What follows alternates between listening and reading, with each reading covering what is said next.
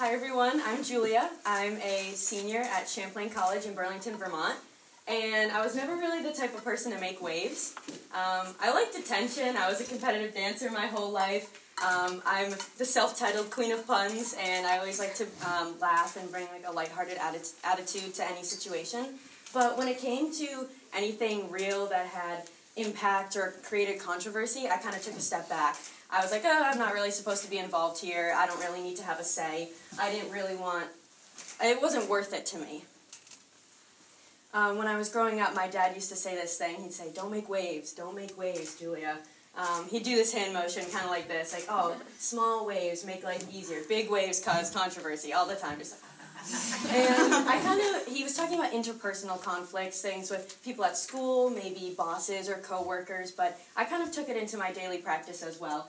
I kind of would take a step back to avoid any sort of backlash. I figured if we were going to get into an argument, well, maybe we didn't have to get into it, you know, it was okay.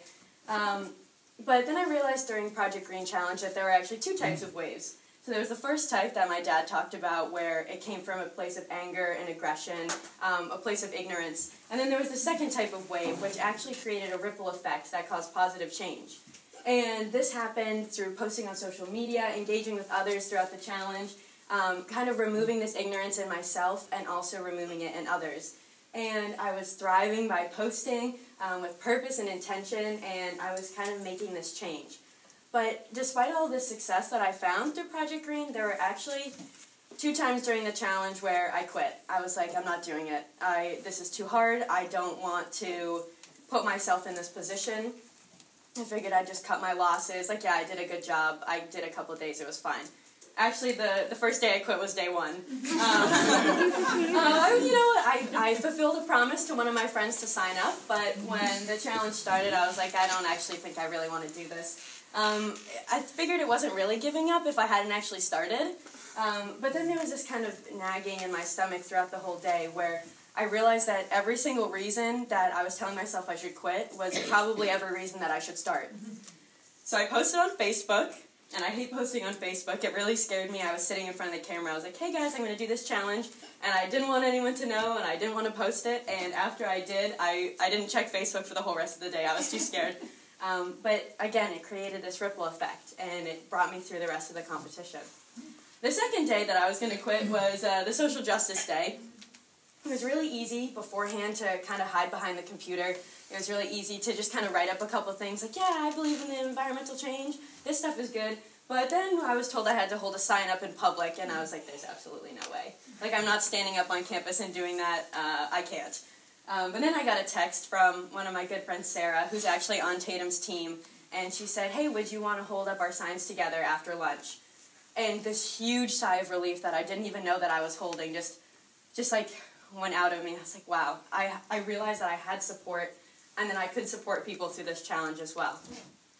So I didn't quit, and I realized that through those times that I was going to quit, was actually the ones that became the most impactful and the most grounding in my life, where I made the most change and the most growth.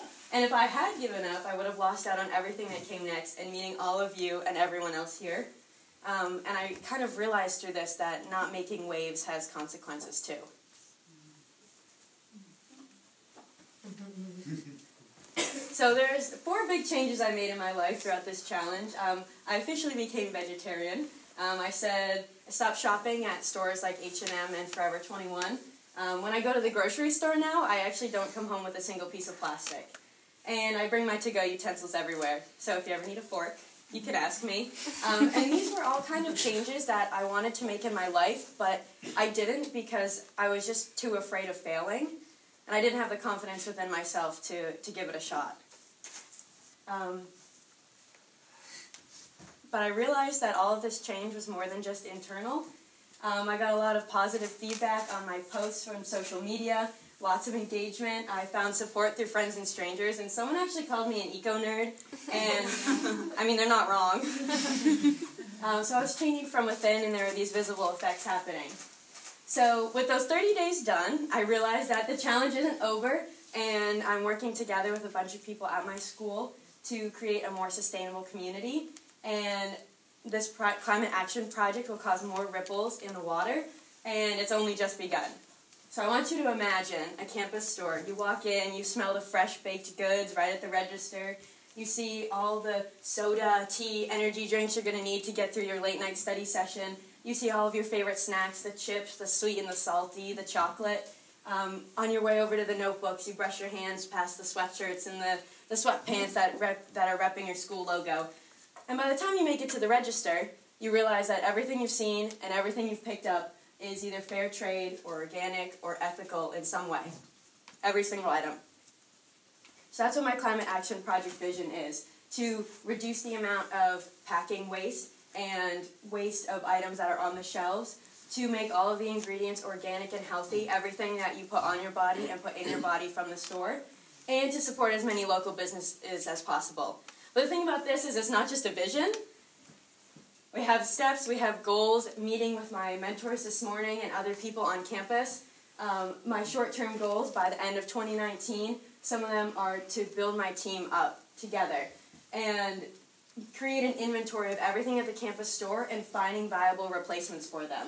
And also piloting products, knowing what students want and getting those replacements. By May 1st, I want to work in some metrics into our sustainability goals, saying if we make these changes, we can increase this by X% and decrease waste by this %. And beyond that, I want to have a team of people from when I graduate that will be able to carry on this project after May 2020. And also, the most important thing is to scale up, because it's going to start at my campus. We're going to be the catalyst on my campus, but why does it have to stop there? It doesn't. So making waves, by definition, is doing something innovative that draws a large amount of attention and makes widespread impact on society, industry, etc., often causing controversy in the process. And we all know that we can be whatever we have the courage to see. So, with what I see now, is I see this strength and this power that I have inside of me, and I have the confidence that radiates out into the world. And I know now that I can use my voice, and I have the support to empower others. And I remember my first phone call with Judy about our climate action project. She told me, don't settle, and I won't.